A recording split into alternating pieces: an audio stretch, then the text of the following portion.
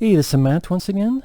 Welcome back to another video and to another commentary. This time doing a commentary for Ben for Lethal Weapon.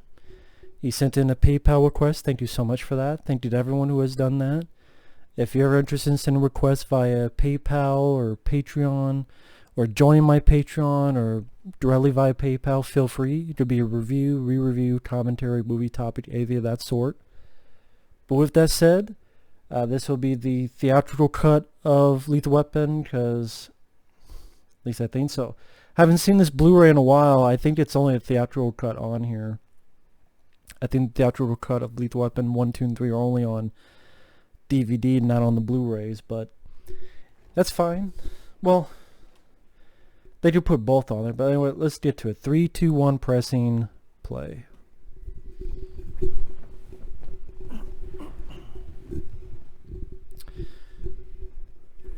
And we got the Universal Warner Brothers logo here.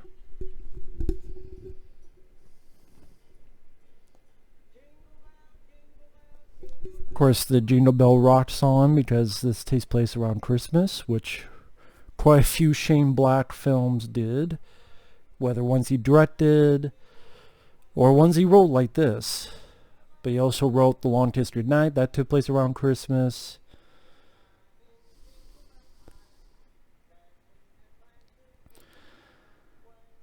Richard Donner film, of course, from Superman, the movie, The Omen, 16 Blocks, Scrooged with Bill Murray, Lethal Weapon.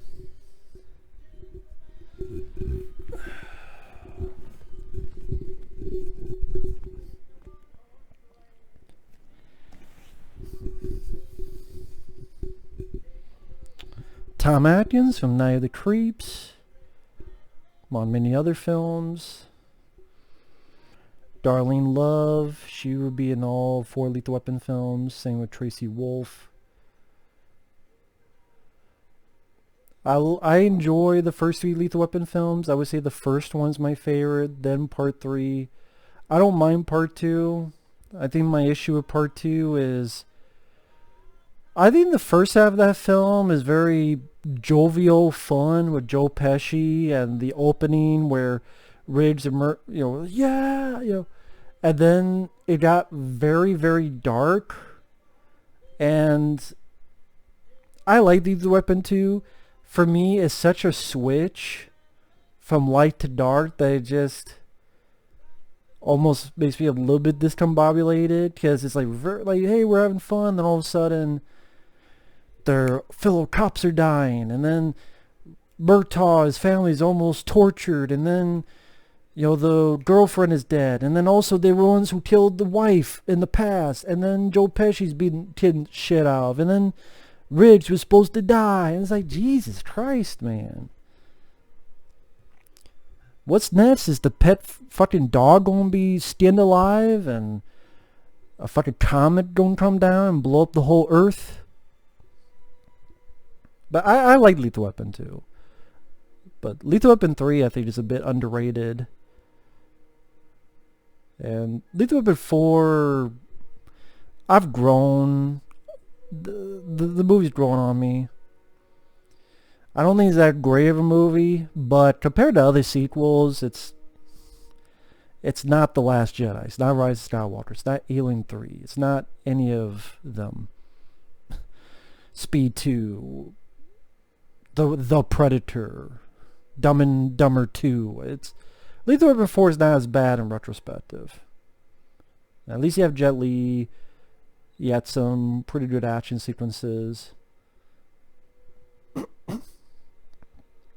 If I watched that today, I probably wouldn't even rant on it. I'm like, happy ending.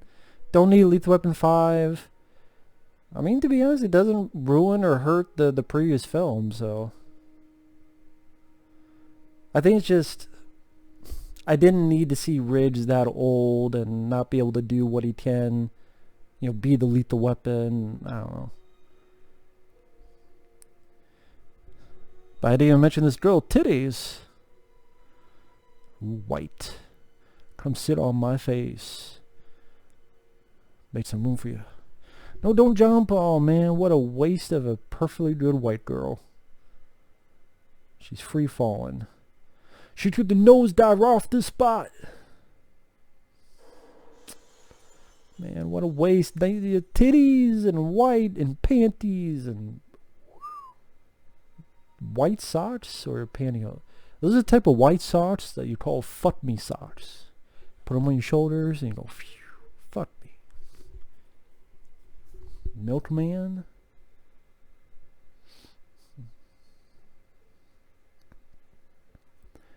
I know this is dumb. I've never dealt with a milkman delivery to the door. Is that something that's still nowadays? Milkman? Happy birthday to you.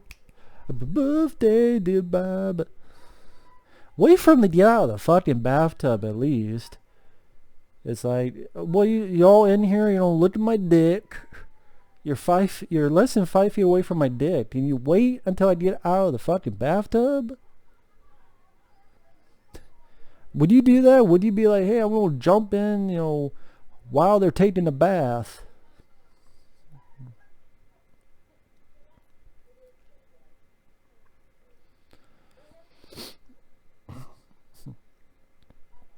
The first and last time in the series we'll see Danny Glover's character with a beard. But that's Roger Murtaugh. Family Man, 50. Then opposite we got, I don't know that specific, I'm not good with dog breeds. Living in a trailer in the middle of fucking nowhere.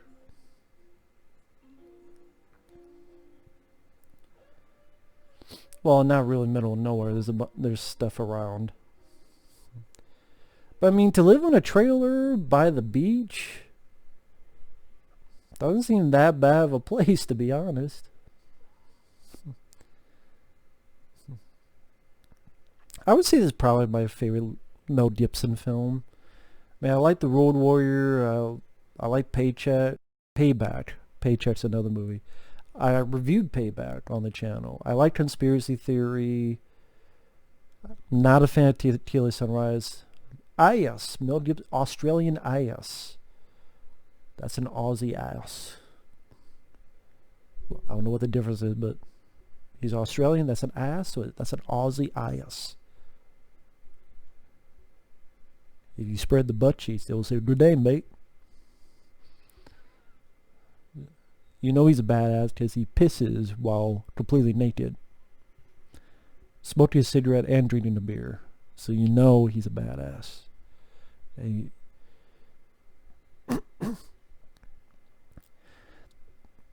I mean, by the time you got to Lethal Weapon 4, you did kind of miss the edge of Riggs. And in a way, that's kind of what the movie, some of it was about. Where he wanted to fight Jet Li's character. And him and Danny Glover do. And even part of the plot is that, you know, he's missing and screwing up, and even Murtaugh's like, finally it happened to you. And that's it's interesting on the character front. I just don't know if I ever wanted to see Riggs get to that point, you know what I mean? That's why I don't want to see Lethal Weapon 5. I like my heroes. I don't need to see my heroes old and ancient. Whether it be Indiana Jones or John Rambo or John McClane or Riggs. Murtaugh, I mean, from the get-go, he's 50. But yeah, Danny Glover, great actor. Love Predator 2. Predator 2 is one of my personal favorites.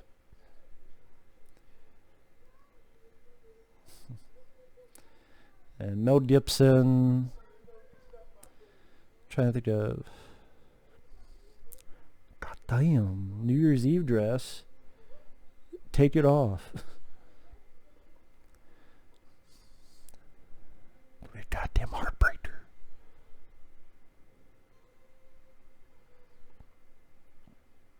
Yep, okay. I was wondering if I remember it right. Yeah, this is not the director's cut because, I mean, some of the stuff cut out is this fucking random guy. Happy birthday, Raj. Who the fuck are you? You're fired. But yeah, in the director's cut, you had the scene in the bar with Ridge. Then you had the shootout with the sniper, which was a good scene. It should never been cut out in the first place. I don't know why. If it's a Blu-ray, why not put both of the cuts in the fucking movie? That goes with all these, like 1408. On Blu-ray, it's not the theatrical cut, which I prefer. It's just the other cut. But fuck.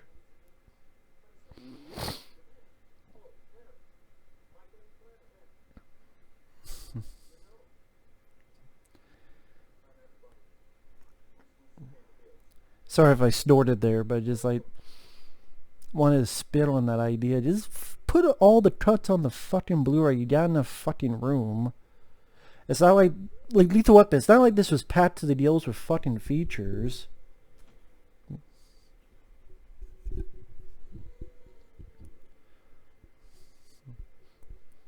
You think it should be with it being Lethal Weapon? I mean, at least I know there's a bonus disc. So at least there are features on this, but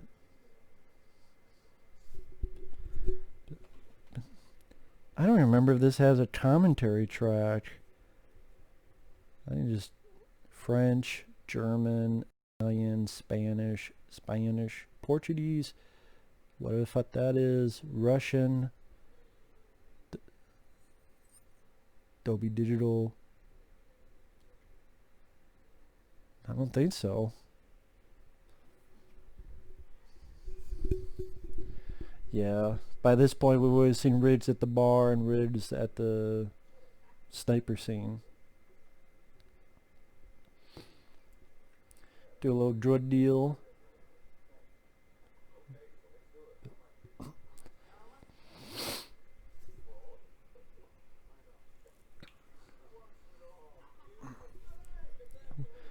And once again, you know, it's the Christmas, with all the Christmas trees around here.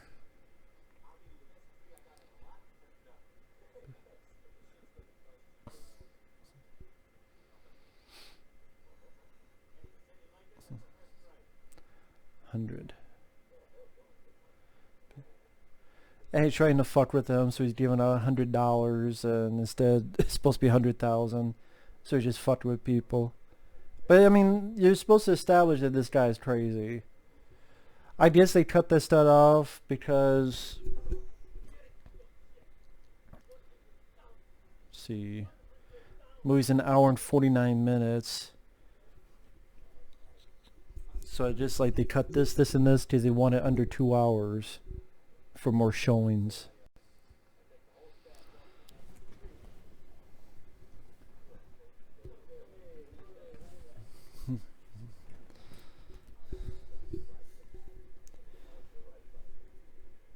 You from time to time you get a little bit of hint of the Australian accent, but I know Mel Gibson is fucked up and he's apologized. That doesn't mean I condone what he said, but the guy's apologized, and I don't know what more the guy can do. So I do like him as an actor. Little Three Stooges thing there, and this real fucking gun.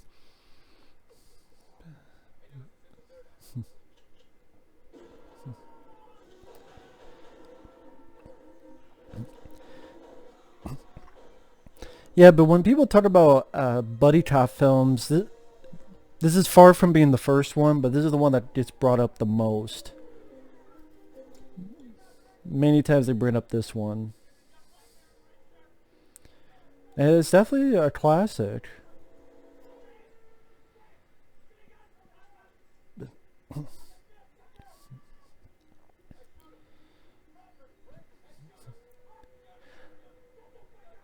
We shoot this fucking prick.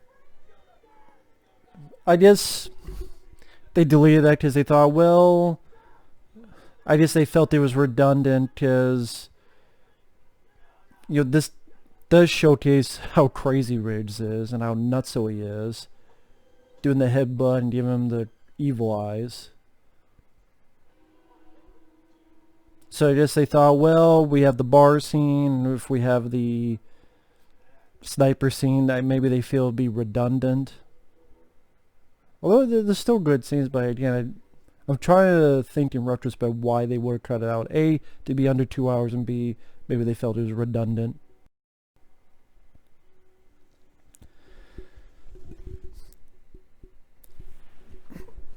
It is interesting. This is one of the few movie series I can think of where they keep adding to the characters. Of course, he's watching the Three Stooges. I saw in the reflection there. Don't think I noticed that reflection before, that it was the Three Stooges.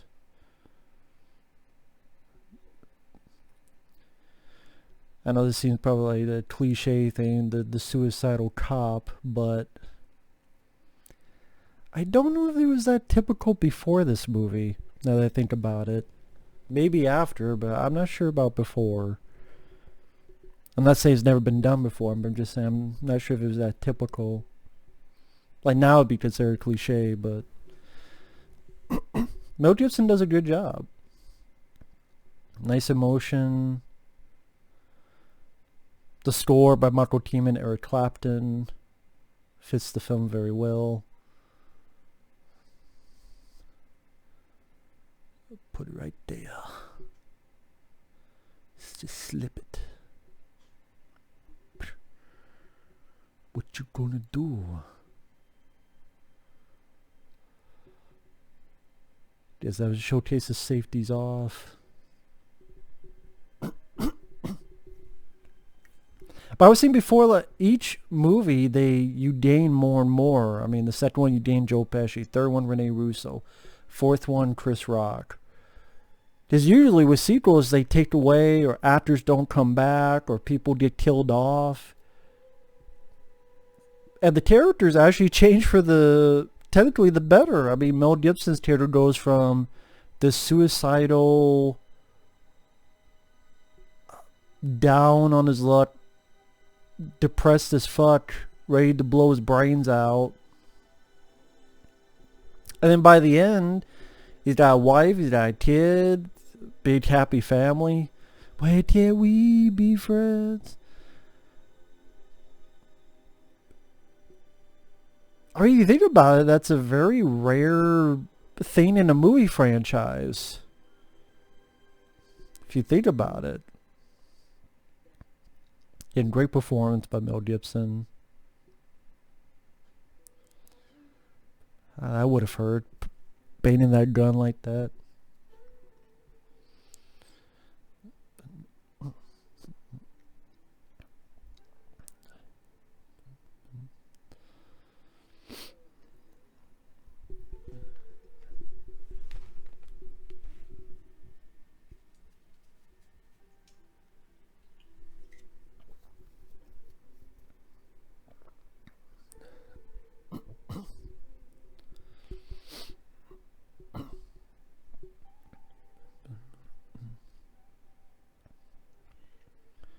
Yeah, that's just really good acting, man. Not cutting, having the tears flow out.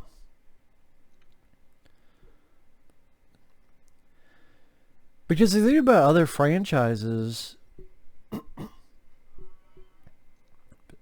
like okay, Die Hard. I mean, technically, I guess his son and daughter, depending on which fucking cut you see in Die Hard 5, but no Bonnie Bedelia, no Sergeant Al Powell or anything. Rambo, I mean, Troutman, Richard Crenna passed away, and even in that movie he loses his fucking niece but not niece.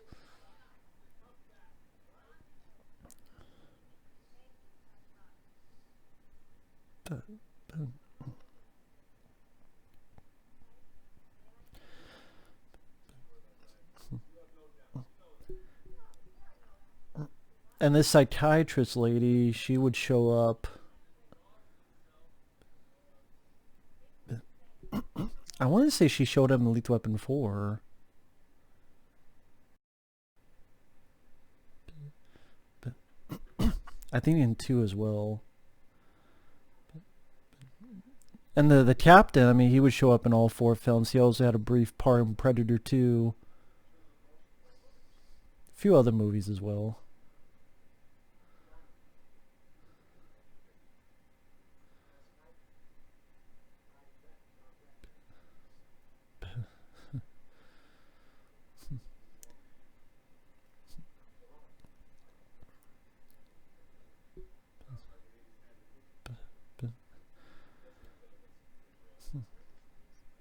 I think this guy, his name, I want to say is Grandel Bush. I know I've seen him in other movies. I think he was in Free Jack with Emilio Estevez. Been in a few other films too.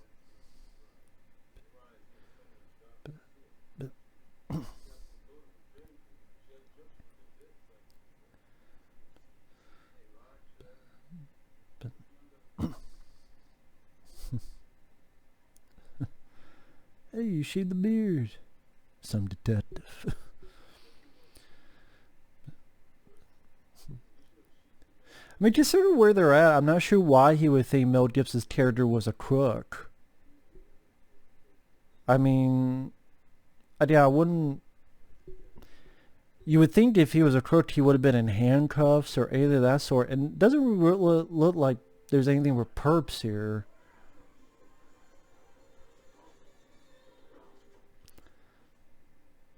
But I'm too old for this shit.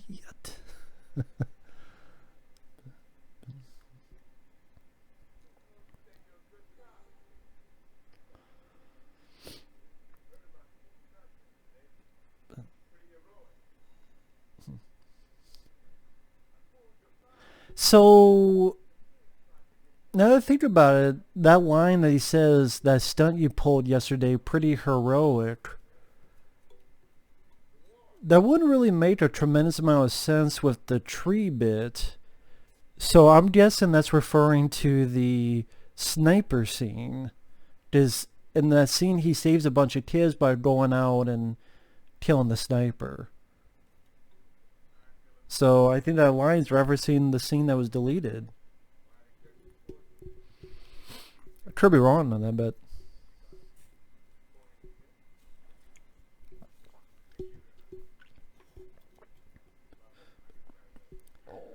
what was getting at before, now that I remember,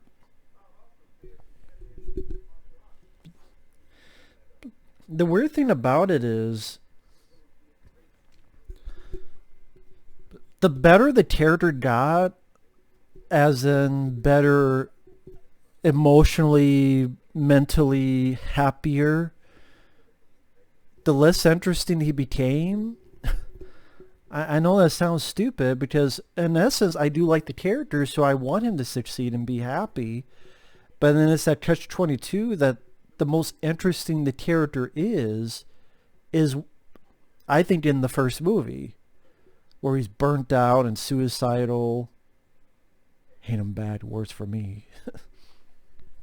But the better he got, I did mentally, emotionally, happier wife and then a kid, he just became less interesting. Yeah, I know that sounds stupid, but in a way I'm glad it happened the way, because I know he was supposed to die in part 2. I did not want him to die in it. Some will disagree with that. I disagree with them. But here we are, our villains.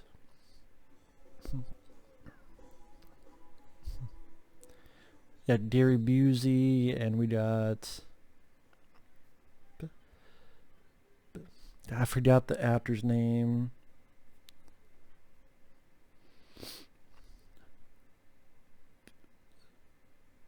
But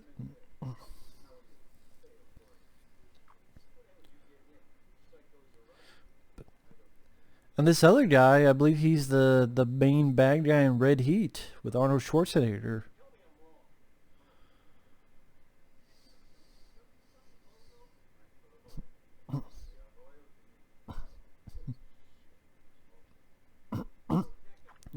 Do you smoke?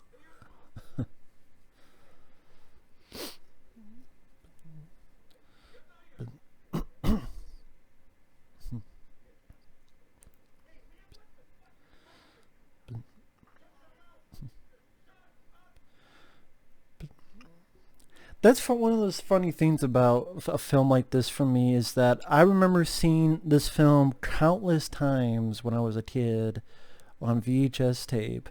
Because again, I like pretty much all the other Lethal Weapon films, but this is the one I would watch the most. So it's like I can just hear the words in my head before it pops up. And then Gary Busey with showing how loyal, badass he is. Just, nah, fire don't matter to me. And Gary Busey does a good job. He's not being crazy over the top. I'd like fuck you, Pluto, man, you're gone. But yeah, Shane Black did a nice job writing the film as well, and it also helps with Richard Donner's direction. Pretty straightforward. Mel Gibson and Danny Glover have excellent chemistry with each other. Yeah, it has enough of a budget that we get some pretty good, capable action sequences. Then you have some nice supporting characters like Gary Busey. Here we got Tom Atkins.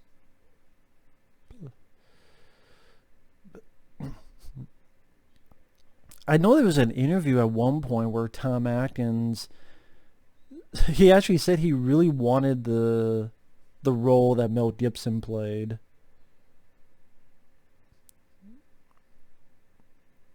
But you know, he played this and said a lot of good things about the movie. Of course, before this he was in The Fog with John Carpenter's The Fog, and I mentioned Night of the Creeps and Maniac Cop.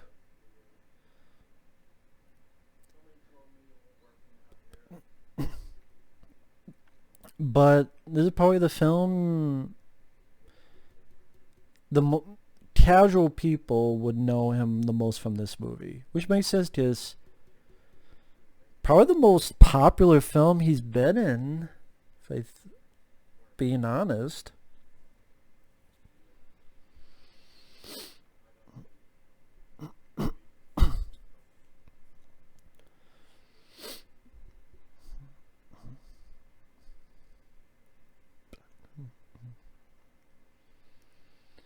Baby, come back. Don't jump off for me. You nosedive without cocaine inside you. Hey, wait a minute. I saw a Pepsi ad back there. I don't owe you shit. Remember, what is it, Star Trek? Remember. Yeah, I remember. I remember you owe me $2. Like that Paperboy one time. $2.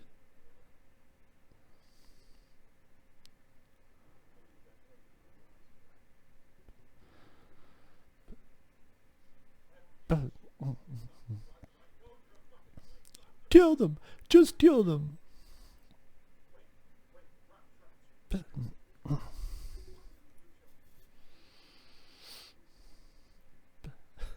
I like Red's back there. He's like, what the fuck am I watching? And the fuck is this bullshit? And Mel just giving him the evil eye.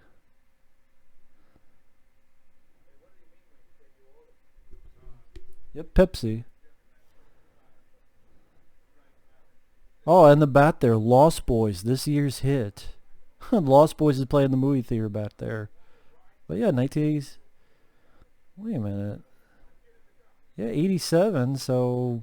Man, those... What are they... Huh. I mean, I know this came out in 87, but I guess they were shooting in 87 as well. Well, I guess it's not that crazy of a deal.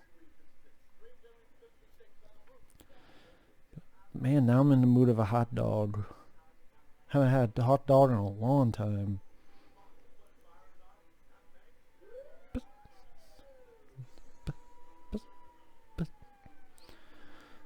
Dun, dun, dun, dun, dun, dun. Dun, dun, dun. This is where he's going to help the jumper. I miss Mel Gibson with the long hair. I mean, that's just with age and time, but a lot of people make fun of the long hairs and the mullets and stuff of the 80s and 90s, but I enjoy, maybe because one, I'm envious of it, and two, I think it works great. I mean, fucking Wolverine can have it, people don't talk about. Why not these guys? Dun, dun, dun, dun, dun, dun, dun, dun, dun, dun.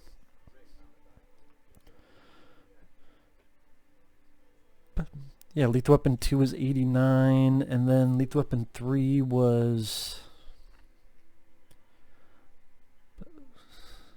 it 92?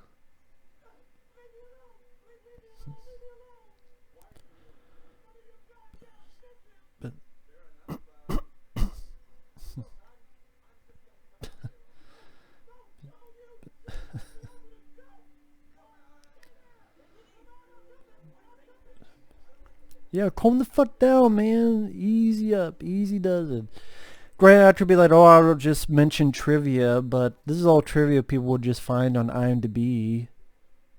And whether that's 100% true, who knows, or Wikipedia. That's the thing, if I mention any trivia, people just, again, trivia, IMDb, or there's a trivia link there, or Wikipedia, so.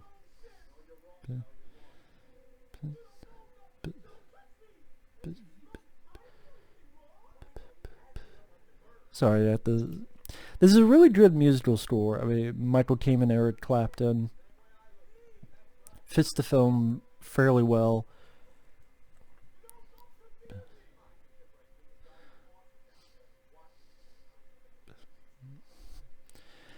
And with buddy cop films, I mean, again, there was stuff before. I mean, they were not both cops, but films like 48 Hours and then other actual buddy cop films, stuff like Running Scared. But this is the one, again, that people think of the most, it seems. You know, Tango and Cash I love. I think that's an underrated one. Technically, films like Split Second, I Come in Peace, you know, those are buddy cop films as well.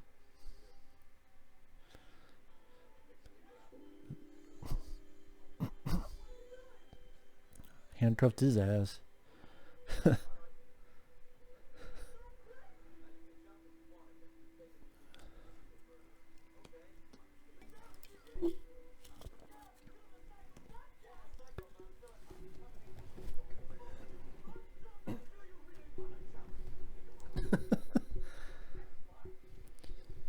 See, some would say this is how Mel Gibson acts in real life, just like fuck it. There's a goof there, you can tell. Before they jump, watch their arms, and you see the handcuff break easily, and then like right before they jump, on the shot that's kind of looking this way to the front of them bodies. Look at their arms, like the handcuff breaks.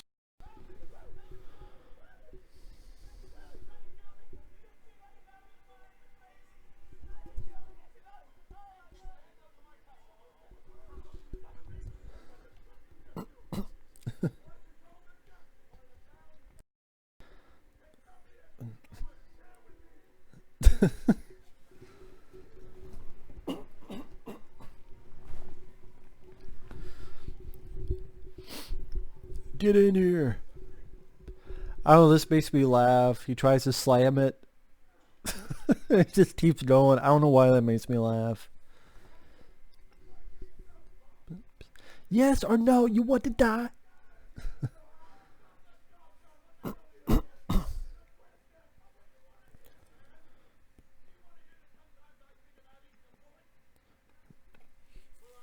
Maybe also, I mean, they have confrontations in the other films, but this is the one that's definitely the most pure, where it's a family man dealing with a suicidal cop. So while I do think there any infighting they have later on, this is the one that the most intense.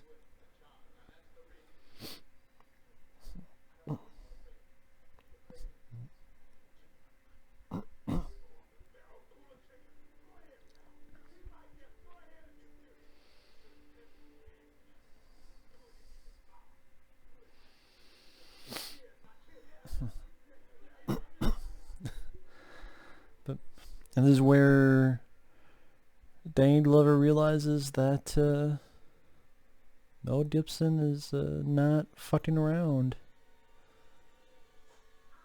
and he had to stop it himself.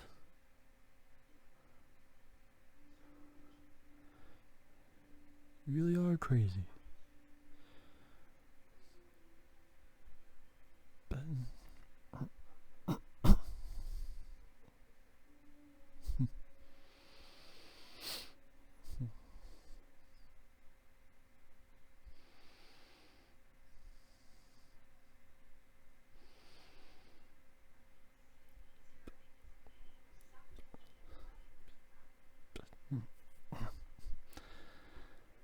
Ridge has a death wish, yeah. Those old school phones, man. Like the old school original cell phone, I guess, in a way. Yeah, cell phones back in the day, you had to carry this huge fucking battery pack with it or whatever the hell.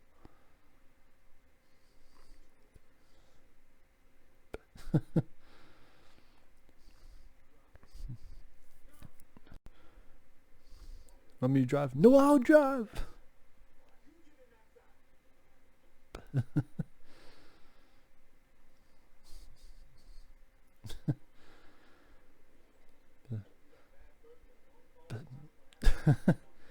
That looks like a small fucking car for some reason. I don't know what it is. It looks like a tiny fucking car.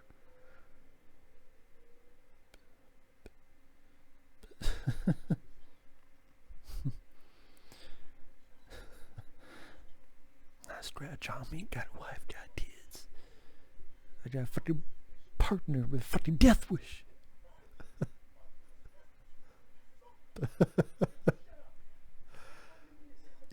It.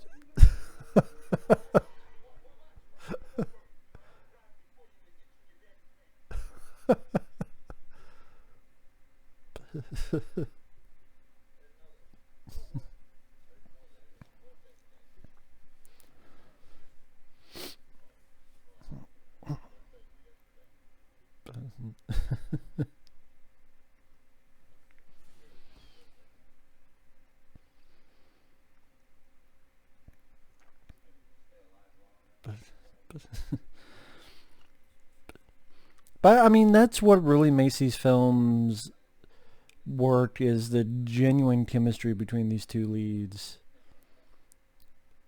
Which is why, people like me wanted to see him back over and over again. And people, well, why don't you want to Lethal Weapon 5? Because it's too late. I mean, if Murtaugh was 50-year-old, the character's 50 years old here in 1987, as we saw in the back, Lost Boys is playing, the new hit, I mean, that's 87. I mean, 87 to 97 to 07 to 17. 80, that's 80 some years old, man.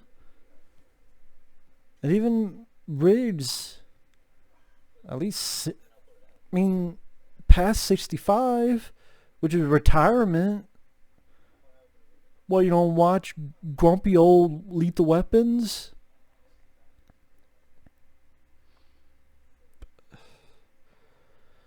Again, that's why sometimes it is, when people come up with that, it doesn't make any sense when some of these ideas get brought up. Like, you don't need another Indiana Jones. You don't need another Lethal Weapon film. You didn't need another Rambo film.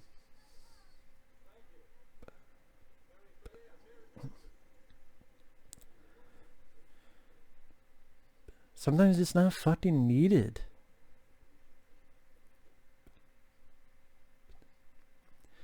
What the hell was that girl that was leaving? Was she a candygram or a strippergram or... Merry Christmas to me. Was it back in the day when people would actually smoke cigarettes? Even that's not really a thing in action movies today. People smoking cigarettes or anything of the sort. Oh, maybe nowadays people just put a fucking weed, a joint in their mouth. But act no different. Act like it was a cigarette, baby. It's weed.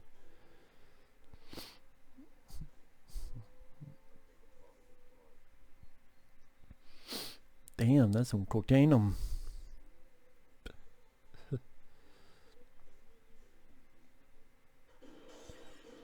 Shit.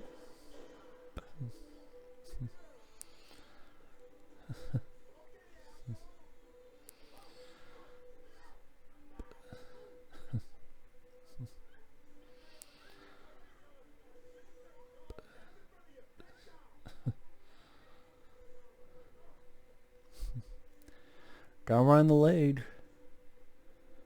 Good shot. Good shot, Red 2. Good shot.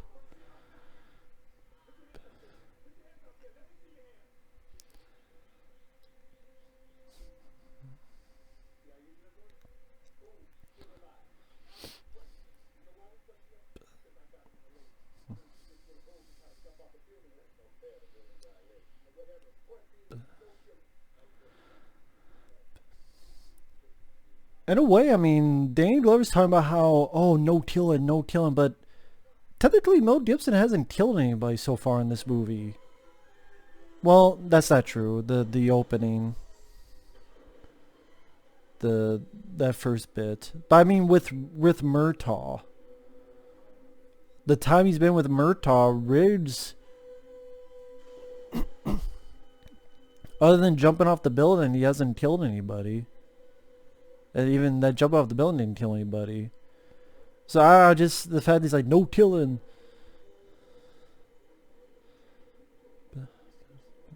That's a good stunt. I mean, you have to sit there in the water. You can't breathe. You can't do anything. Then you have the stuff covered on your face, so it probably make it a bit harder to get something to... Well, I haven't killed you yet.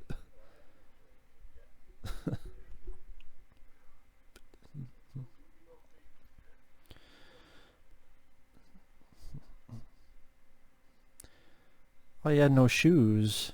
Riggs. What did he do? Take his shoes off too when he went on?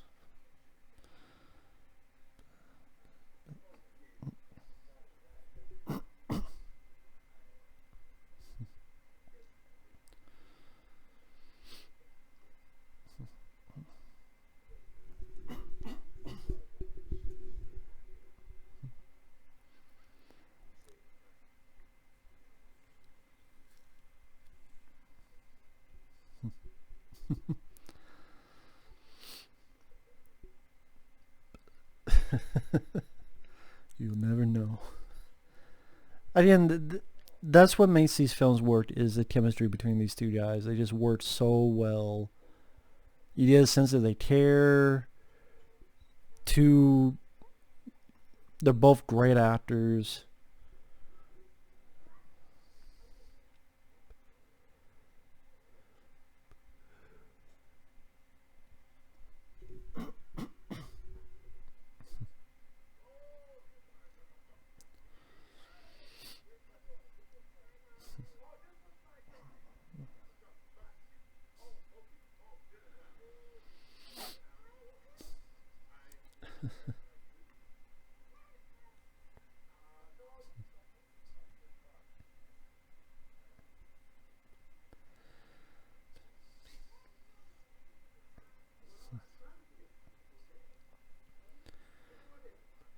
Sorry I'm not saying anything. I mean, this is a commentary. I should be saying something, but...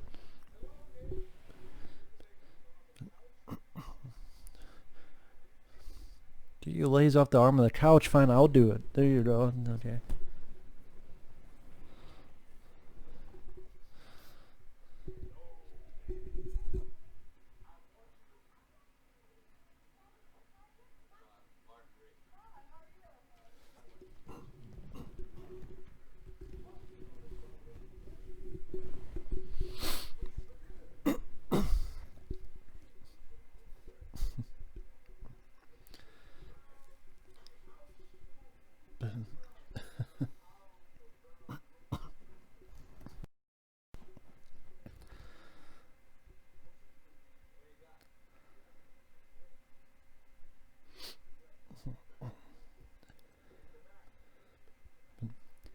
Canadian Mist.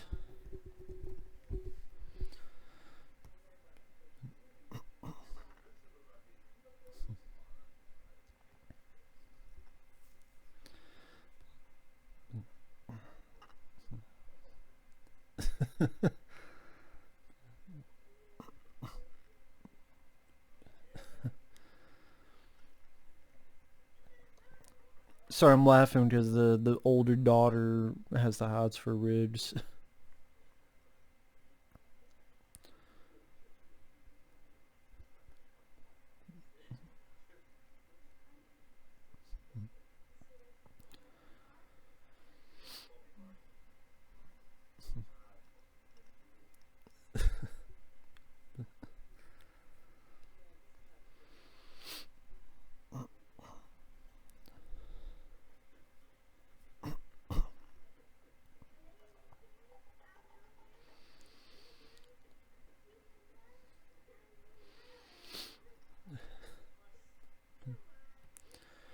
But you know, some nice bonding between the characters. Nothing too over dramatic or melodramatic.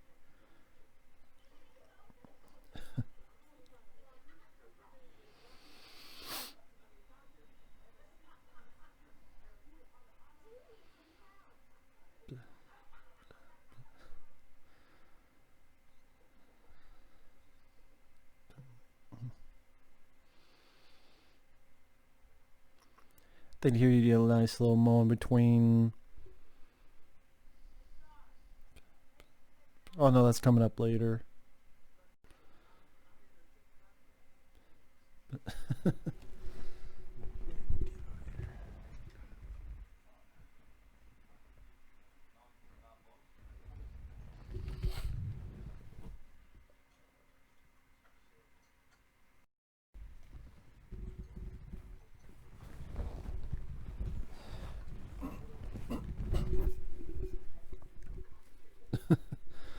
Just showing him his boat, which you will see a boat in Lethal Weapon 4. Well, yeah, actually, you doing. They were on a boat in Part 3 as well. Where Ridge thought that she was sleeping with his daughter.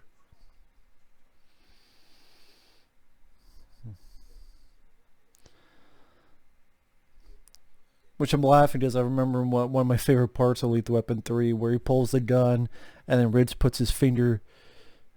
You get that finger out.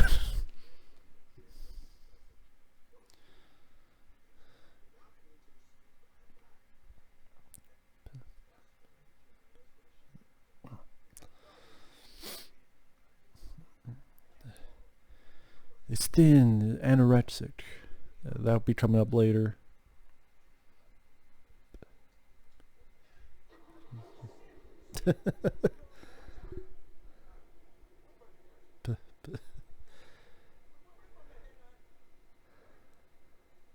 As we look for, Captain? You asshole.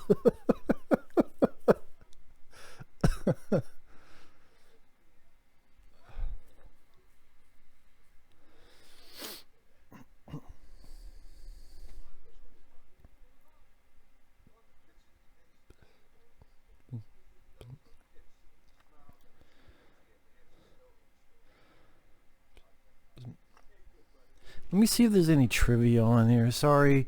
That's the thing with doing commentaries. I get lost in the film is I have to talk about the movie. So.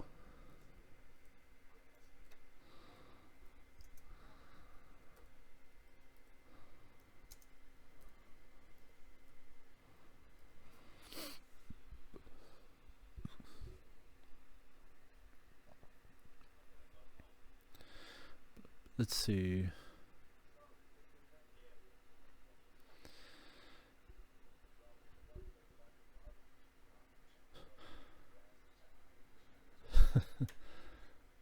You don't know a lot about boats.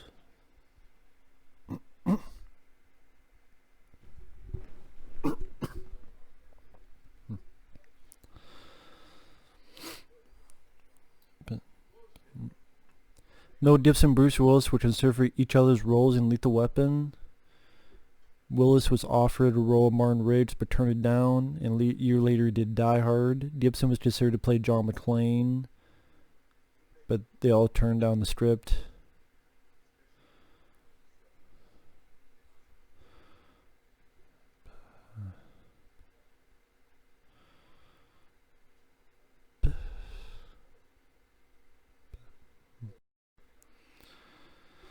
On E! True Hollywood Story, Gary Busey says he was hired to play Joshua because they were looking for someone big and menacing enough to be believable for Mel Gibson.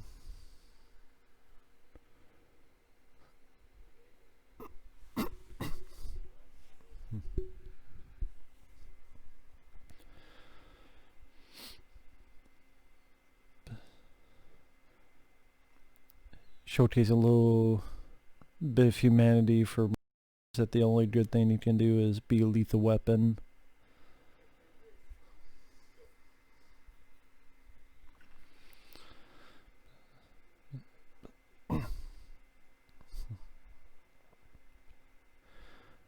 This sort of star their trust were able to tell the truth. Like my wife's cooking? No.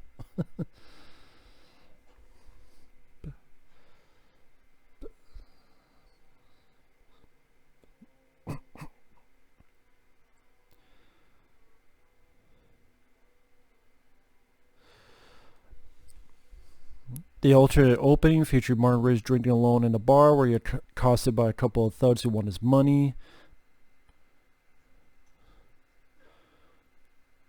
Richard Donner felt the movie should open with a brighter look at Riggs and filmed the scene with Riggs awakening in his trailer to replace it.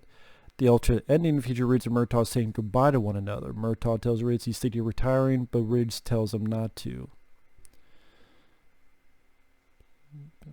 Would have been interesting. I mean, that is interesting that if they had gone with the original ending, there might not have been a sequel. Well, there's always a bullshit way to do a sequel, even if they went with that ending.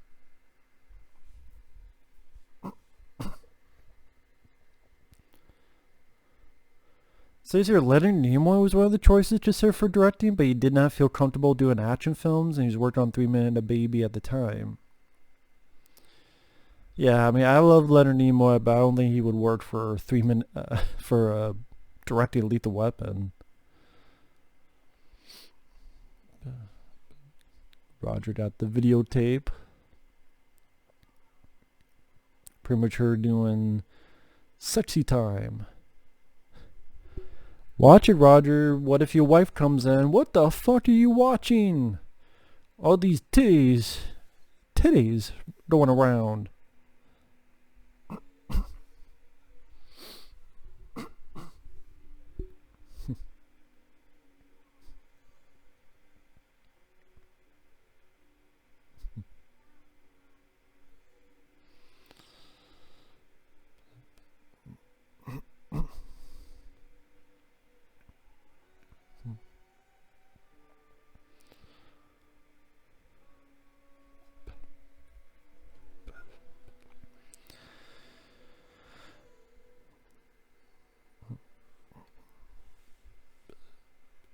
Shane Blatt's first draft of Lethal Weapon, which he wrote sometime in '85, was very different. The first draft was 141 pages long. It was much darker. Had an entire ending which had bid chase scene, including a police helicopter which gets blown up by Joshua, who fires napalm missiles at it, causing it to crash into the Hollywood sign and start a huge fire.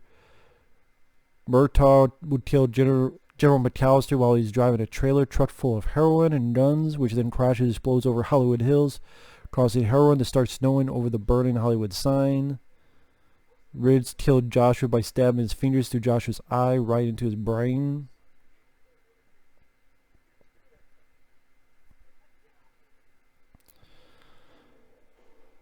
In the first draft, in the sniper scene, Riggs uses a rocket launcher to blow up the sniper after he shot and killed several kids.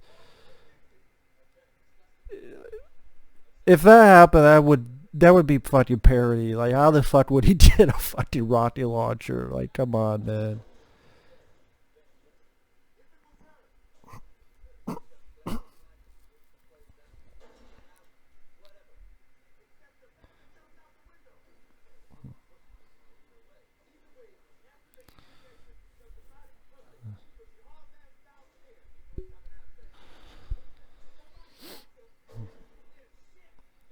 She literally says shit.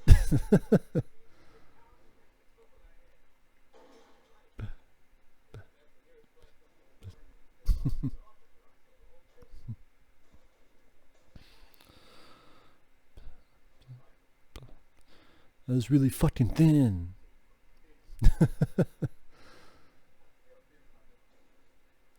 But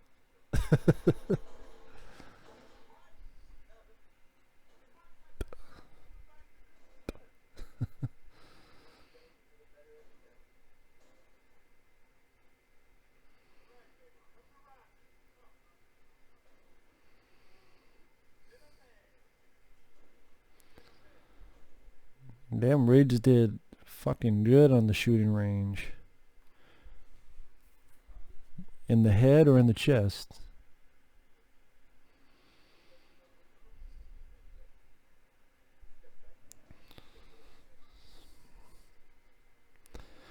Funny enough, later on they have this thing called Shadow Company they mentioned, and that was the original script, a previous script I should say, that Shane Black wrote about U.S. soldiers. They died during Vietnam, their bodies are brought back, and sometime later they're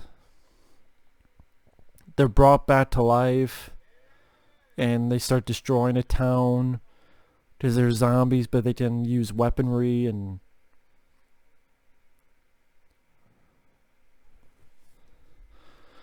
it was like a film that John Carpenter was going to direct with Kurt Russell in the main lead.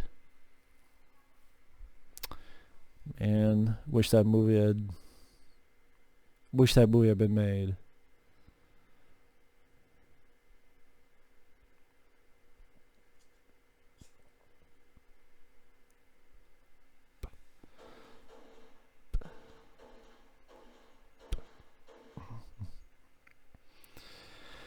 Brian Denny was considered for Roger Murtaugh.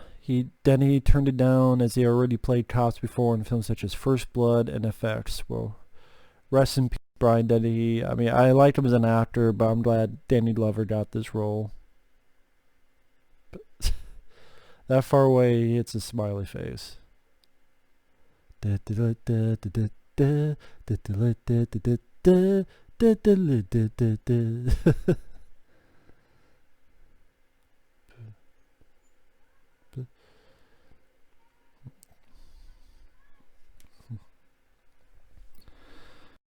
Donner thought no matter how many drafts Shane Black wrote, it was still too dark for his liking, so he brought writer Jeffrey Boehm for some uncredited rewriting.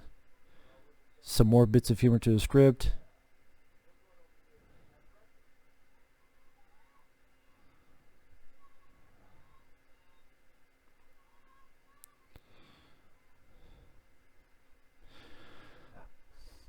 Well, it says here that one of the reasons Richard Donner deleted the sniper bits was he thought it was too dark.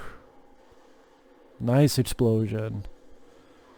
Also good on the two stuntmen for being that close to the explosion and the fire. It's fairly dangerous.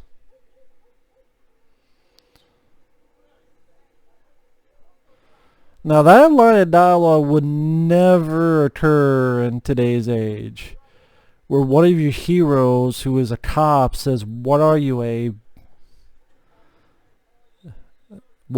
bag? But imagine bag is another word that rhymes with that. They would never have that with a hero cop, even if it's one who's a suicidal cop.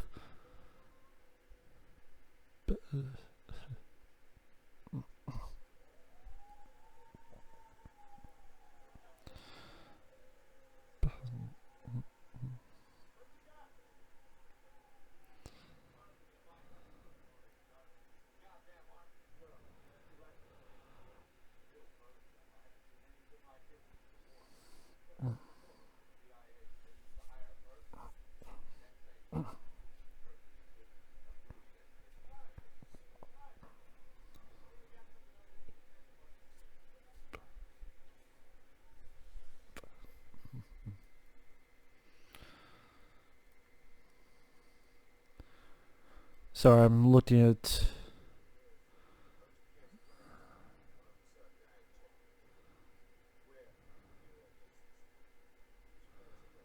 Huh.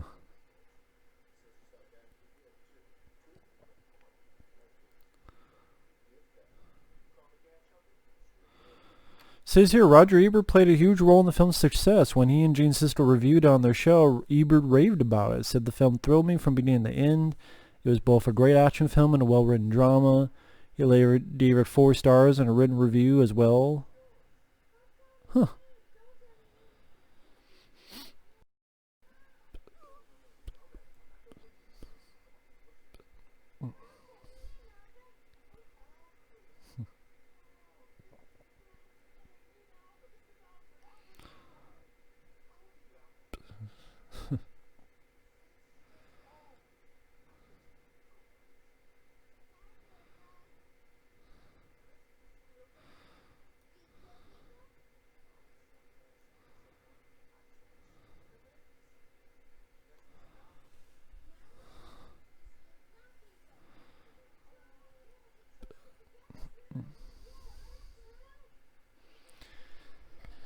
Yeah, I'm not even going to say anything about that with all that's going on. Well, I guess I already did, so too late on that, but I'm not going to go much into it.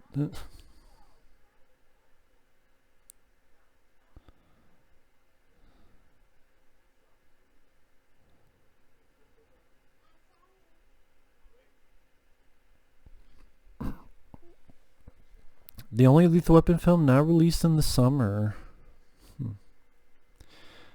Mel Gibson is a big fan of the Three Stooges. He even produced the biopic The Three Stooges from 2000. That's right, I remember seeing that when it debuted on ABC, I want to say.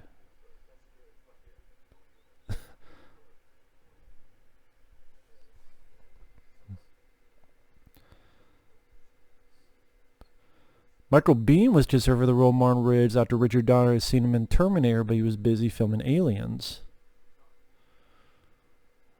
Huh.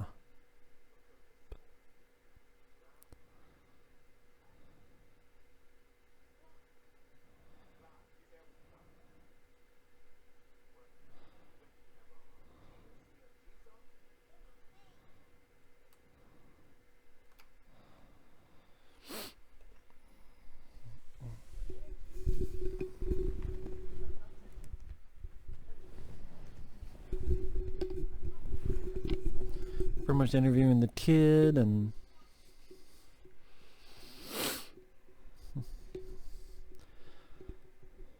tattoo exactly like Mel Gibson's character has.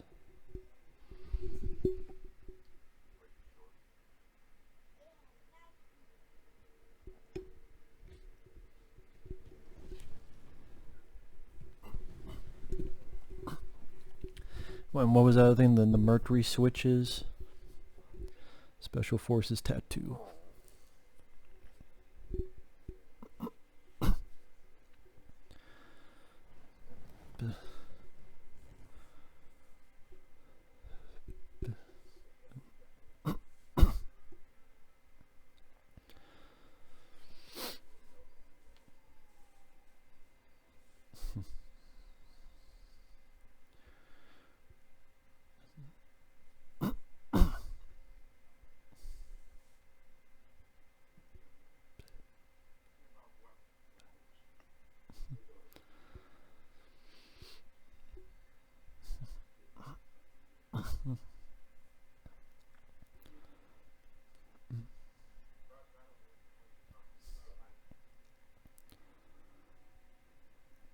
Let me look up on Wikipedia if there's anything. I mean, pretty much this is the last big scene for Tom Atkins' character. Let's see.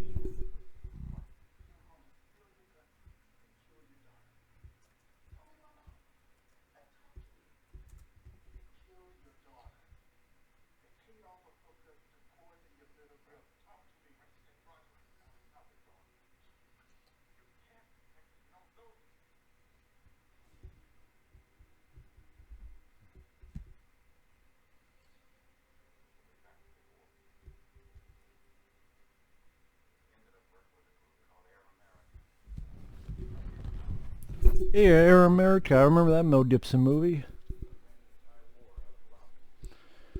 Yeah, Mel Gibson would be in a movie called Iron America just a few years after this.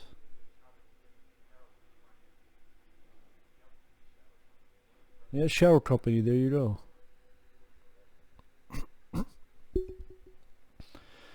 Well, it says here,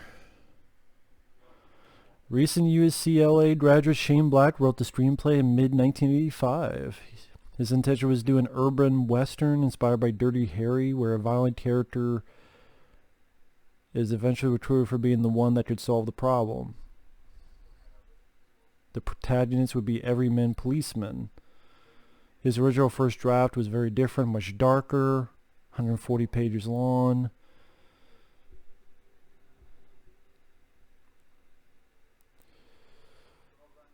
His agent sent the Lethal Weapon script to various studios. Warner Brothers executive Mark Canton took a liking to it. Joel Silver loved the story, worked with Blatt to further develop the script. Richard Donner brought in Jeffrey Boehm to do uncredited rewrites, as he found parts of it to be too dark.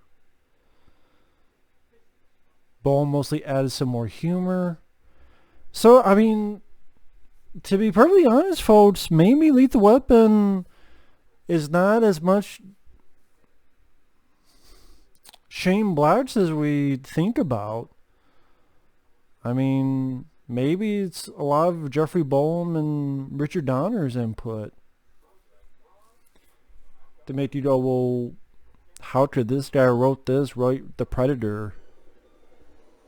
Maybe. Oh, not the eggnog. Fucked up the eggnog, Joshua.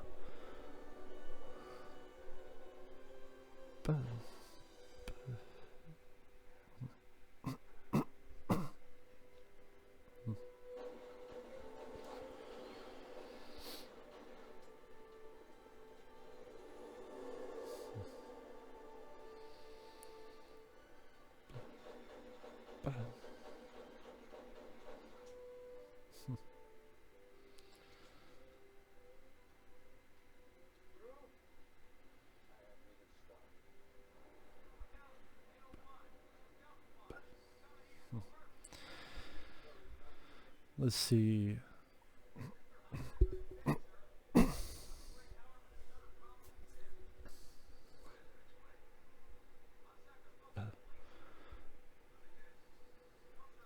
After the script was purchased for $250,000, studio production executives offered it to director Richard Donner. Mel Gibson was invited by Richard Donner as he was interested in working with the actor after Lady Hawk. Forgot Richard Donner worked on that. Casting director first suggested teaming Gibson and Danny Glover. She arranged for Gibson to fly in from his home in Sydney while Glover was flown in from Chicago.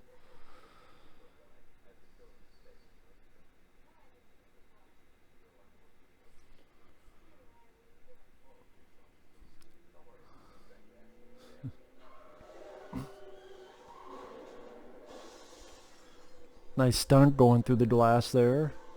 Fucking drive-by bullshit.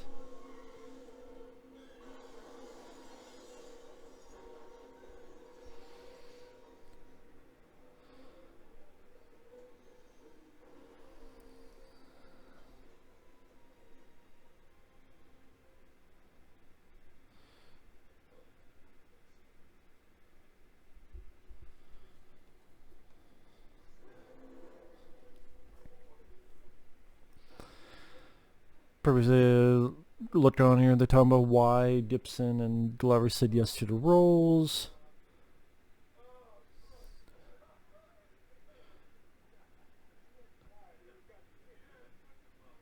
Gary Busey being nervous because he had not auditioned for a film in years.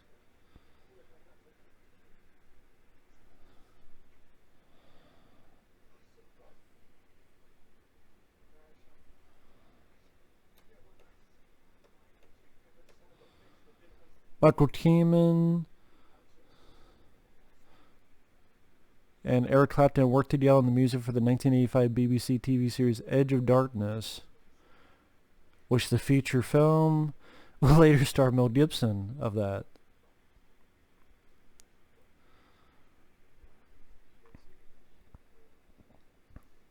It is widely considered to be one of the best buddy cop films of all time, influencing numerous buddy cop films such as Hot Fuzz, Tango and Cash, Bad Boys, and the Rush Hour films. 80% Rotten Tomatoes.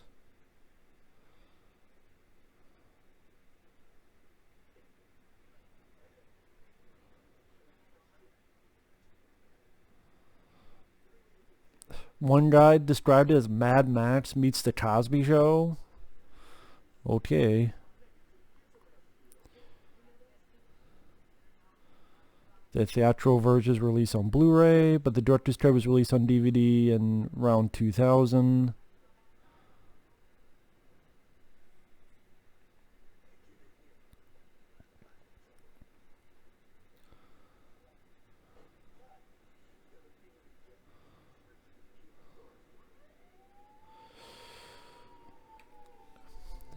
January 2011, Warner Bros. Announced plans to reboot Lethal Weapon without Gibson and Glover. And then they did the TV show with Clayne Crawford, Damon Wayans, which never saw. Apparently, Damon Wayans was a pain in the ass to work with.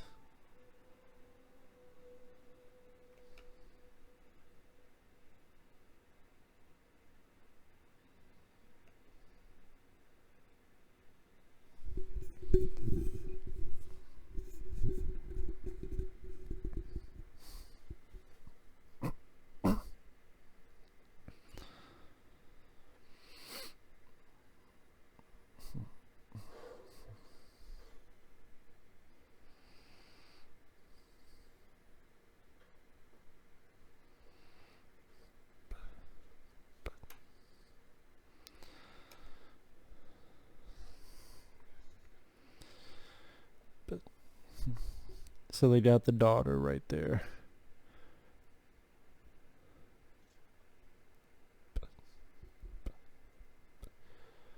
So none of them noticed any of this. None of these. Huh.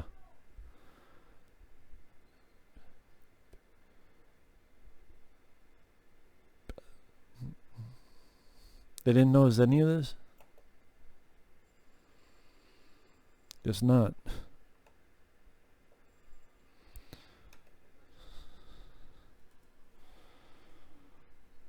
I guess by this point they do think Briggs is dead, so that's why they're only concentrating on Murtaugh.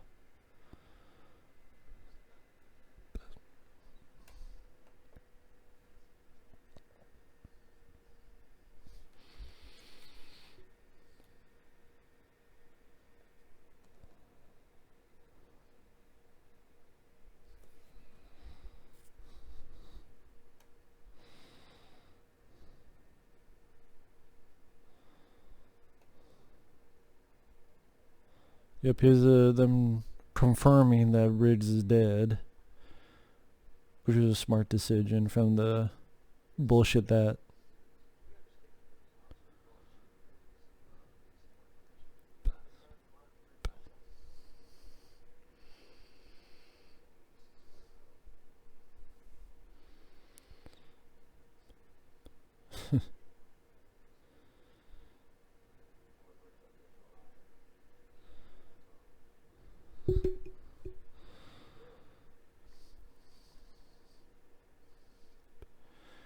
But yeah, I mean, they don't make films like this anymore. I mean, well, I mean, I guess technically that's not true. You have Bad Boys for Life this year.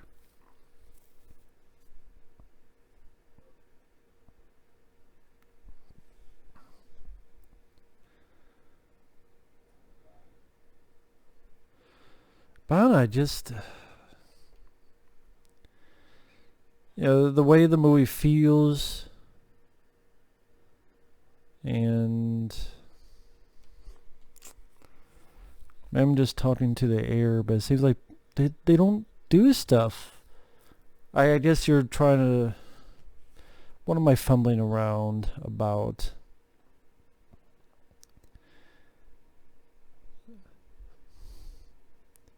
You have two very capable leads. You have great chemistry with each other. When the action happens, it's fairly solid.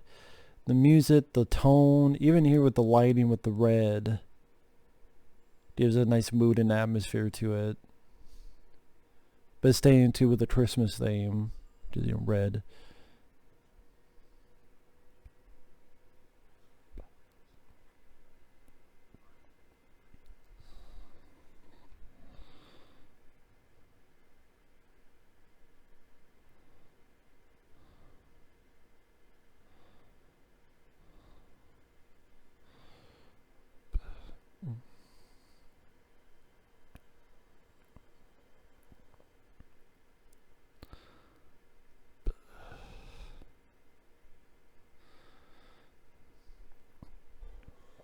Here we get into the...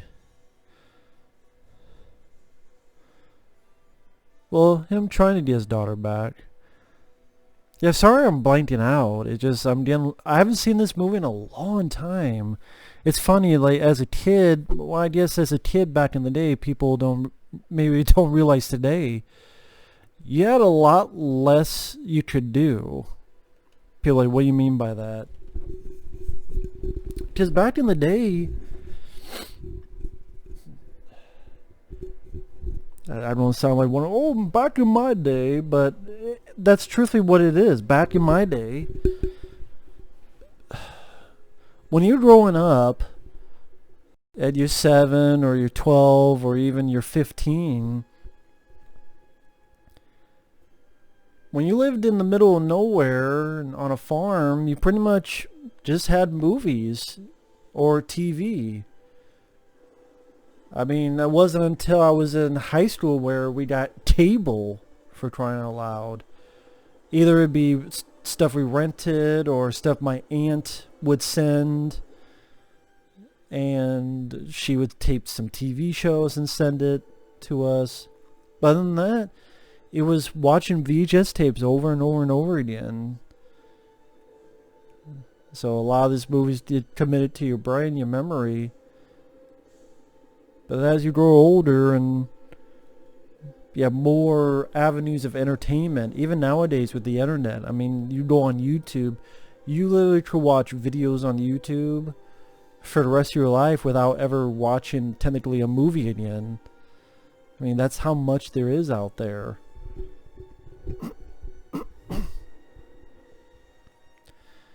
And I mean, there's a good and bad. The good is there's so much more variety, there's so much more choices.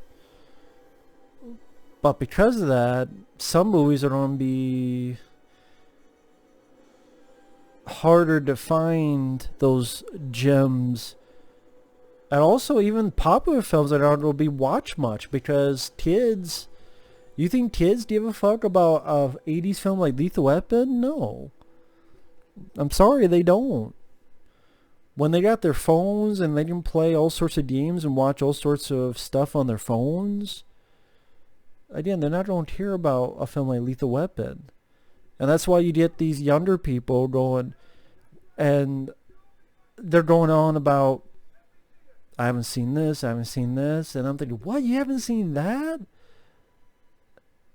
And you go, well, yeah, they're living in a time when they get a fucking computer when they're 10 years old, internet, and then they can go on YouTube and watch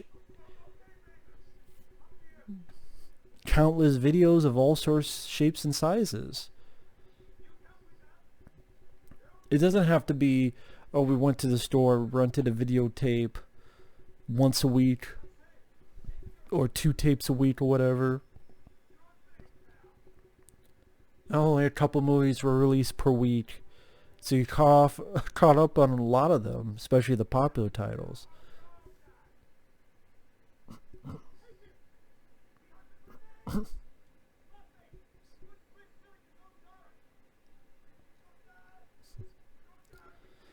My way, not yours.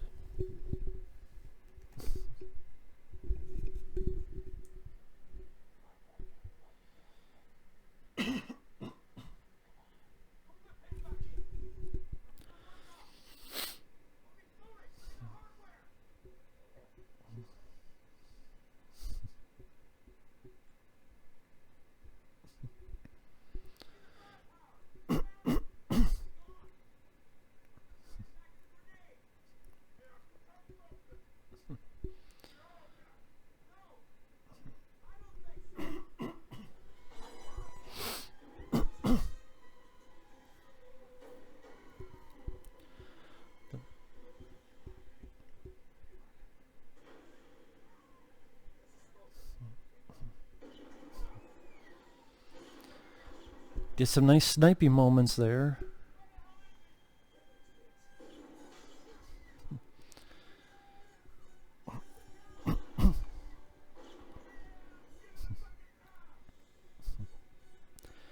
Dude, sorry, now I'm getting lost in the movie again. I mean, it's hard to talk 100% all the way through beginning to minute. One must be, oh wow, the sand is so pristine, and it delves into the values of the human being because of its vast space. Is the vast space of morality of the villains, and look at the deep bullshit of this villain somehow knowing where Ridge is at, and by his psychic psychosis able to find where Ridge is at, the teleporting motherfucker, and these goddamn guys in a helicopter. Real life helicopter. I mean, nowadays it'd be all CGI and shit.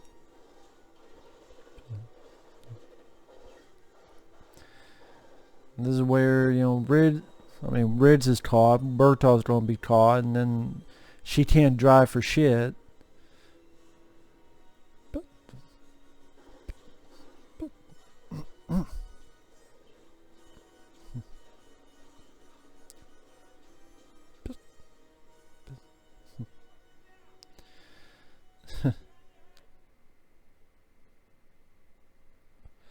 Yeah, that plan didn't work out, did it?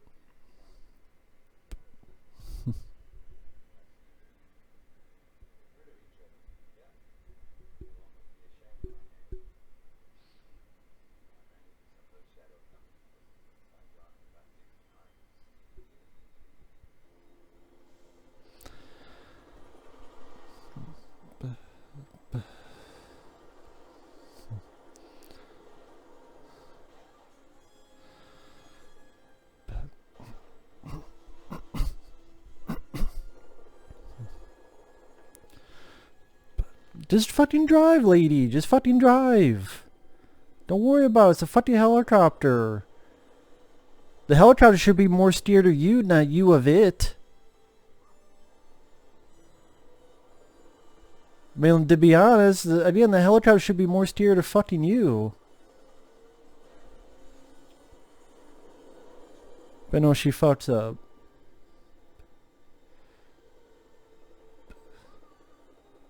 And she trips. Do you imagine if it was like in 3 and 2 and 1, the end, credits, and you're a lethal weapon, and they all fucking died. They're buried 6 feet in the sand. Yeah, I know that guy. He was Dangerous Con and Bill and Ted.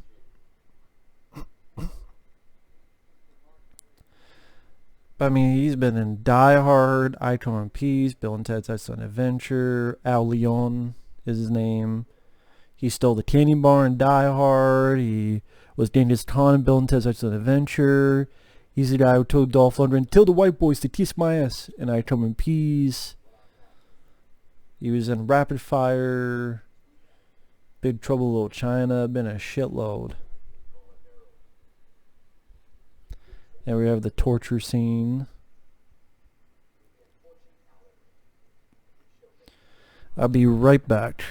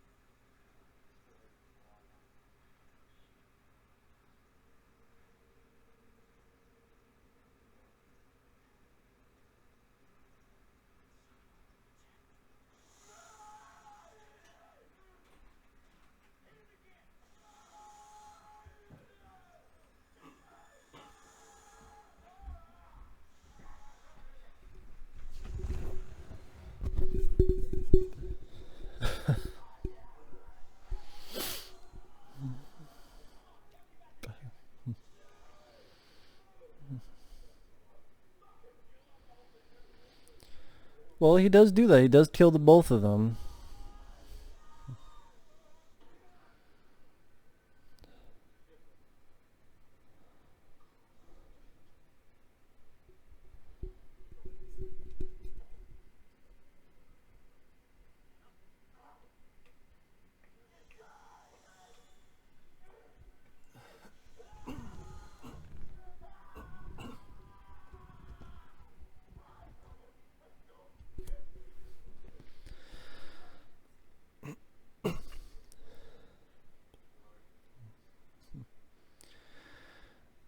I mean, you put that salt on the wound, man, that's gonna sting like a sumbitch.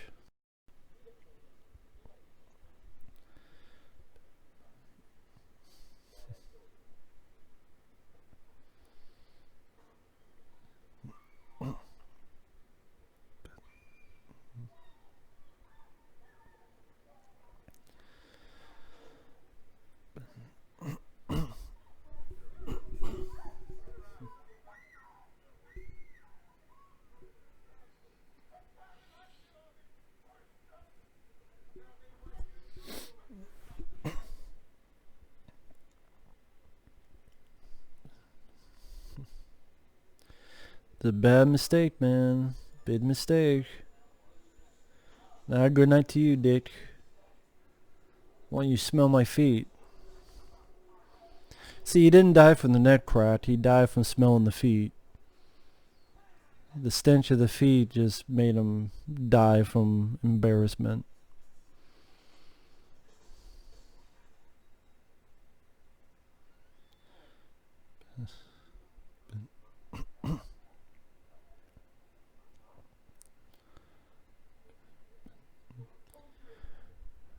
Shouldn't shave her armpits, though. Should have at least shaved your fucking armpits, lady.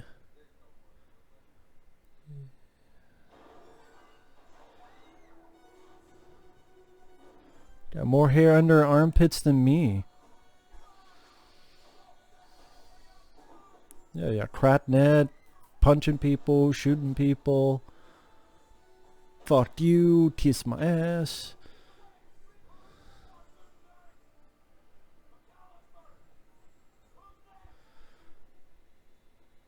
Who's in that swell, you Goldberg? Anorexic. There you go. Pretty thin, anorexic. I hate this line. What the shepherd says, let's get the flock out of here. Worst line in the movie, in my opinion. I always thought that line was so fucking stupid, even from back then. Well, one shepherd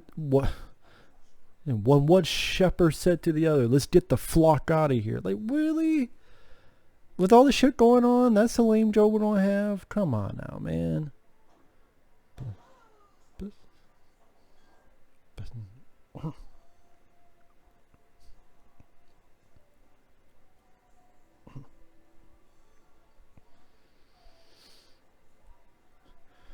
Now, these people clearly heard a gunshot, but they didn't really give a shit.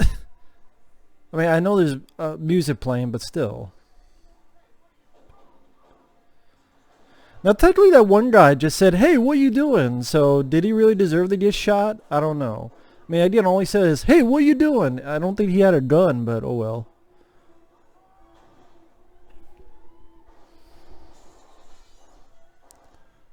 I thought this was a smart idea to shoot, to do this, like, boom, boom, boom, boom, boom, boom. Like your own rotation, your own, I don't know what you call that, sentry gun.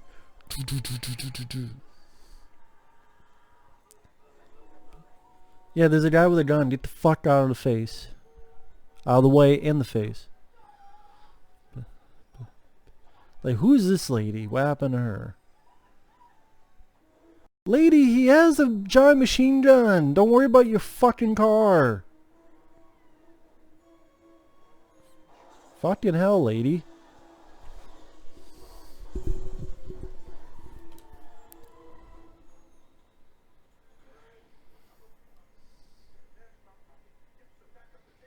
Yeah.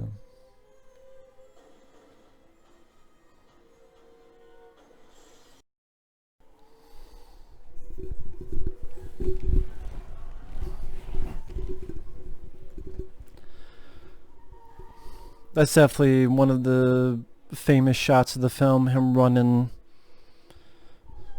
I mean, I guess in a way it's kind of like, I mean, it was brief, but when Michael Bay did an interview for Bad Boys, I think we were the commentary. Remember when Will Smith is running down and his shirt's open, and he's like, that's when he was an action movie star.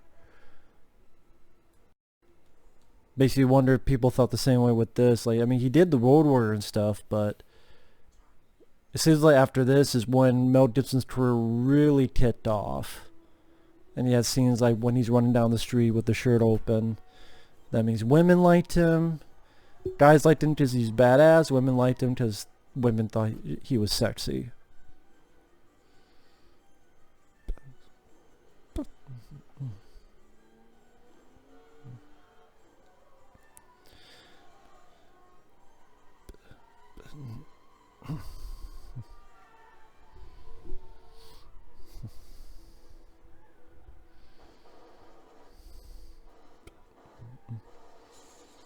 I was gonna say, you better hit him.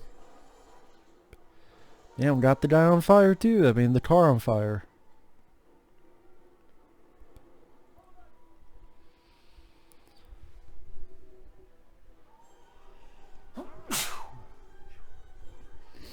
Gesundheit. Stupid allergies.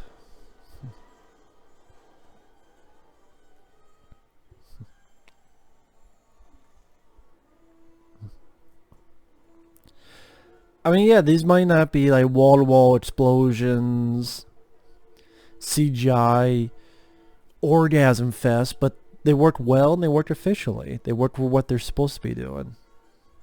It being exciting, entertaining, fast-paced.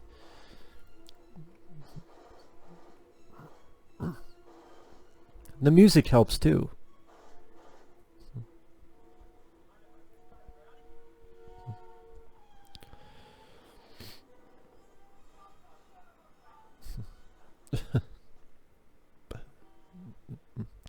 He's ready to tear this one guy's head off coming up. Right here.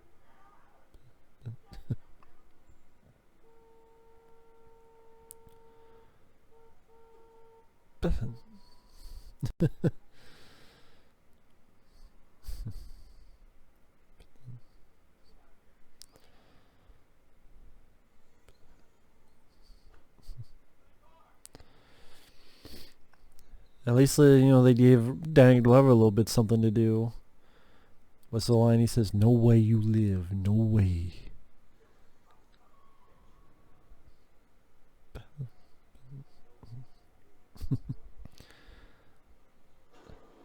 Nice. Bullseye.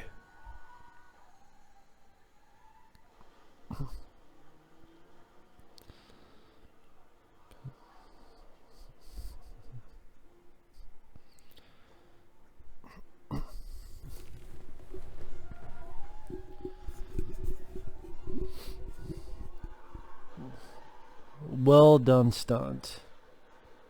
Nice flip of the car. Of course, it's gotta be an explosion coming up.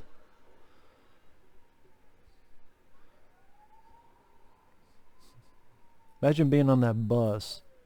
I'm fucking suing you. Well, buddy, you want your drugs. Oh yeah, it was shitload of grenades. Yeah, it's gonna blow. It is gonna blow up from a shitload of grenades. That's true. I don't know why I forgot about all the grenades he has in there.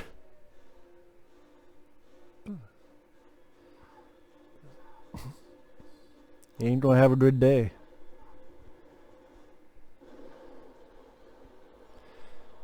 He ain't gonna be in Lethal Weapon 2.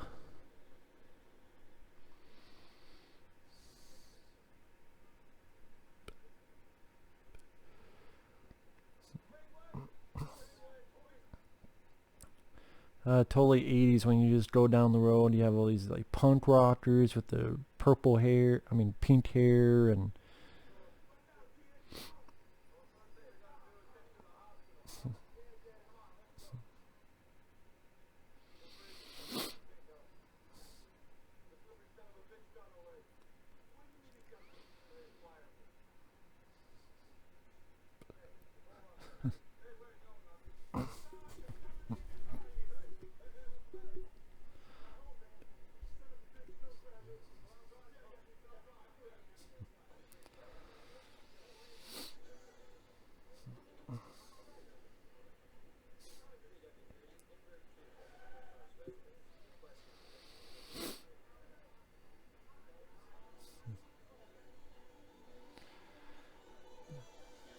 I do wonder, I know it's a little thing, what was that random shot of the two Asian guys like talking, conversing with each other? Like, I don't think they were in the scene before or after, so it makes me go, well, what was the point of that bit?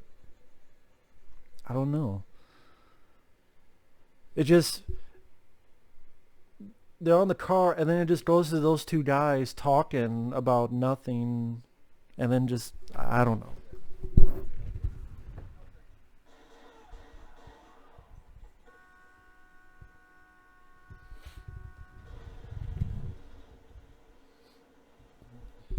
Fucked up their day.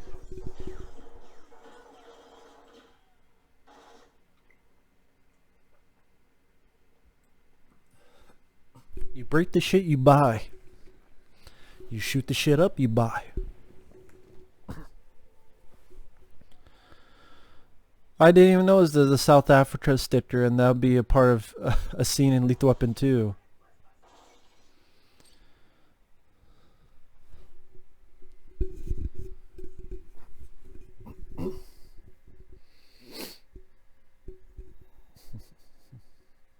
Dear bad guys, no one here but us cops. Sorry. The good guys.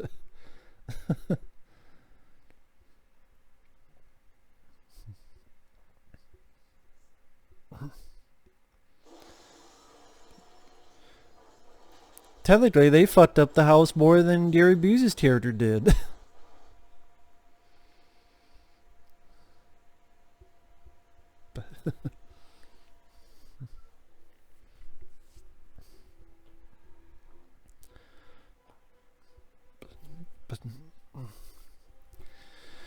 But sadly, lately, I mean, Mel Gibson's character knows all these martial arts, but I don't know, it doesn't seem like he does much of, he does less and less in the sequels.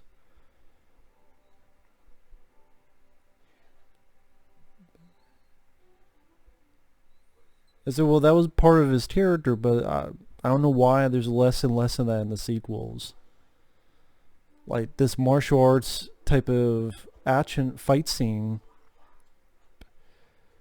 Again, there's not a tremendous amount of that in the other entries. I don't know why they did it that way.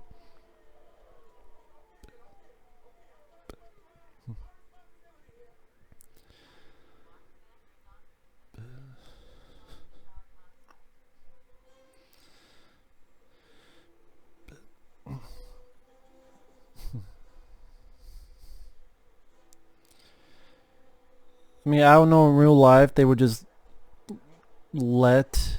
I mean, I know why Roger Murtaugh is letting to do it, but I don't know if the other cops would just let two people keep fighting.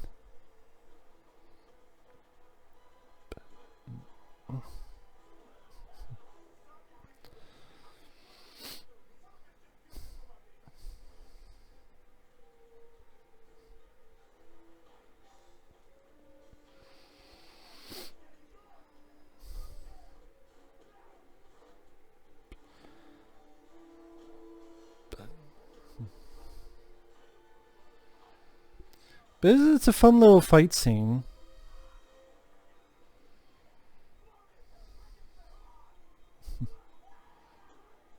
Nice sort of karate kid, crane kick.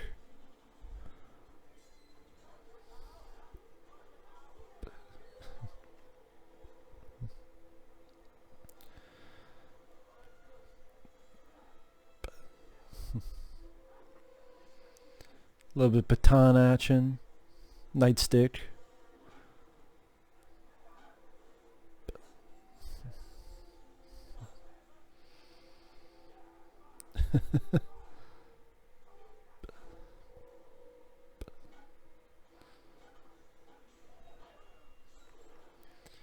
Some nice punches. Boom right there. Boom right there. And a flip. Whoops.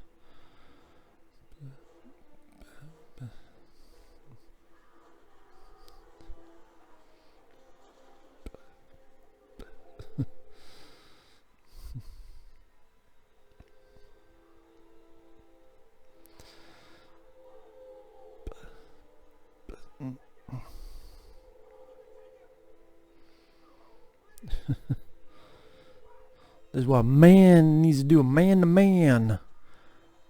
It's me and him. Stay the fuck out of the way.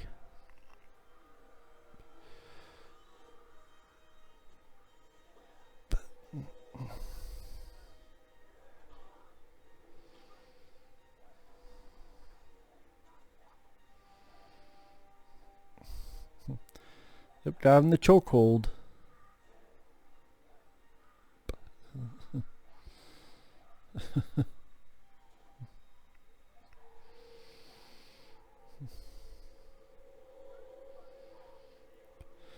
Even Murtaugh's like break his fucking neck, but I just to show a little bit of development for the character that he'll just knock him out.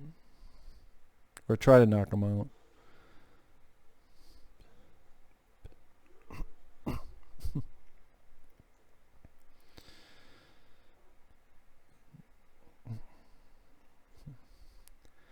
But I thought this was an interesting choice, the way they do this. Instead of just having Ridge kill him or something like that, they both do it sort of in unison as a team together.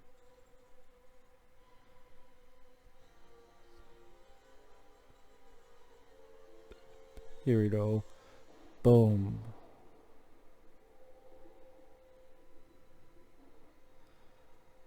They both get him. Both in unison. Partners. Yeah.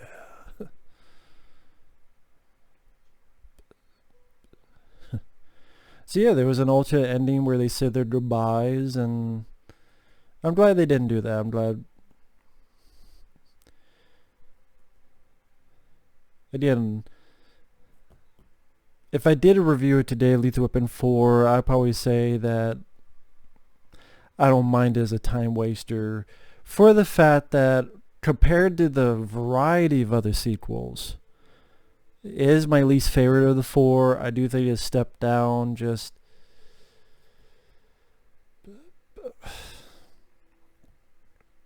I don't know, just certain stuff about it that bugged me. But it's long time ago I did like a list with my friend Mike about like the worst sequels. Nowadays I wouldn't even put this near that list, because there's been so much horrible sequels I've seen since then, whether it be Nemesis 2, 3, 4, and 5, the Speed 2, Cyborg 2, Cyborg 3, fucking Good Day to Die Hard, The Predator, fucking so much more, Last Jedi, Alien 3, stuff I've seen before and after the Lethal Weapon 4. So much more. Especially in recent years.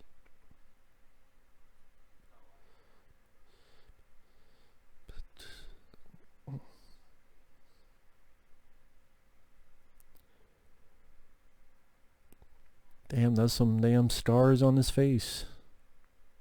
Well, not scars, actually cuts. I mean, by the next one they heal up.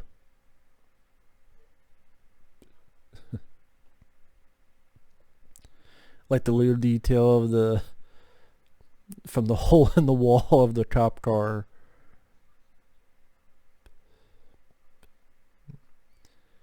I'll tell you a little secret. What? I'm not crazy.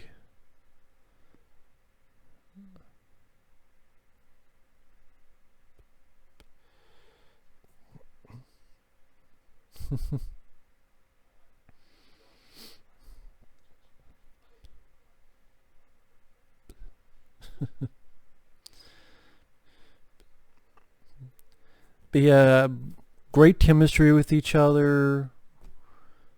When actions happen, they're well done. Nice supporting cast with Gary Busey, Tom Atkins. Moments that made me chuckle. And yeah, the characters just work well together. The two leads have excellent chemistry. It's good lines. I'm too old for this shit. The score is well done.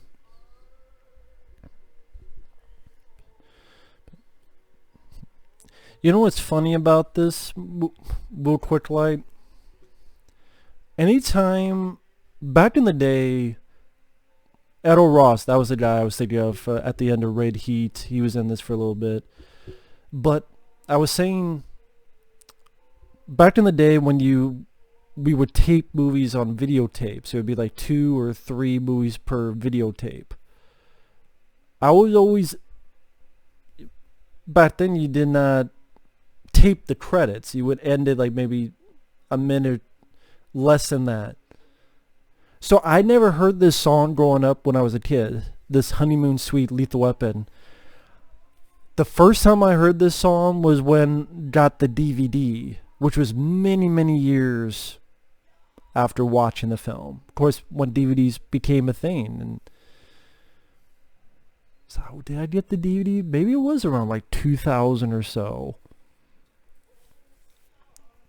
So it wasn't until around 2000, 2001 that I finally heard this song. In love to become a lethal weapon. So yeah, as a kid, I never even knew this was a song. I never even knew there was a song called Lethal Weapon. And like, who the hell is the Honeymoon Suite? Special technical advisors for capoeira, Brazilian jiu-jitsu, and jailhouse rock.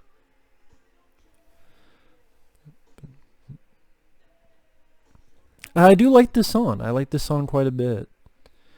But yeah, I hope that was okay, Ben. Sorry if it wasn't. I'm not the best at commentaries, but doing my best. Thank you guys for watching my commentary on Lethal Weapon. To me, it's a buddy cop classic. It's, like I mentioned multiple times, it's great chemistry between the two leads. The music works well. Not only the score, but songs like this. The Mel Gibson and Darlene Love do a wonderful job acting wise. The villains are cold and ruthless. Has some good dramatic moments, has some humorous moments, has some lot of good action moments, has all the combinations together. It's a great recipe for an action movie classic.